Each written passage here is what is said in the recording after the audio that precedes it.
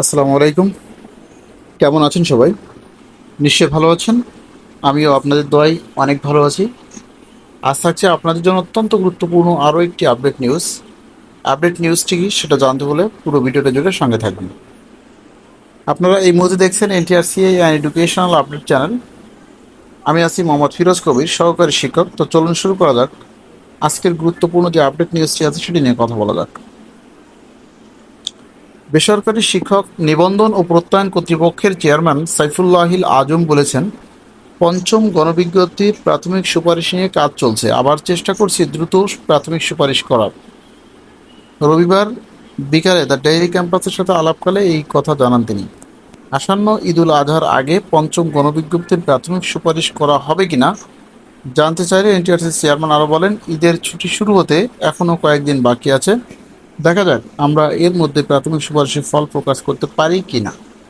জানা গেছে, পঞ্চম গণবিজ্ঞপ্তির প্রাথমিক সুপারিশ করতে টেলিটক বাংলাদেশ লিমিটেডকে প্রস্তুত থাকতে বলা হয়েছে।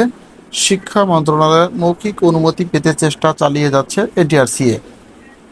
যে সকল পদের বিপরীতে মামলা হয়েছে সেগুলো বাদ রেখেই চূড়ান্ত সুপারিশের চিন্তা ভাবনা করা হচ্ছে। নাম অপ্রকাশিত রাখার সত্ত্বে এনটিআরসি এর এক কর্মকর্তা গত সোমবার দ্য ডেইরি ক্যাম্পাসকে বলেছিলেন, খুব দ্রুত সময়ের মধ্যে প্রাথমিক সুপারিশ করা হবে। চাকরি প্রার্থীদের ঈদের আগে এই সুখবর দেওয়ার চেষ্টা করা হচ্ছে। আদালত এবং শিক্ষা মন্ত্রণালয়ের নির্দেশনা পেলে দ্রুত প্রাথমিক সুপারিশ করা হবে। তো আপনারা যে বিষয়টি এখানে জানতে পারলেন সেটা হলো যে, জানেন কিছু পদের বিপরীতে কিন্তু মামলা করা হয়েছে। এই মামলাটি যতক্ষণ পর্যন্ত সলভ না হচ্ছে ততক্ষণ পর্যন্ত কিন্তু আসলে সুপারিশটা, প্রাথমিক যে সুপারিশটা সেটা কিন্তু করা যাচ্ছে না।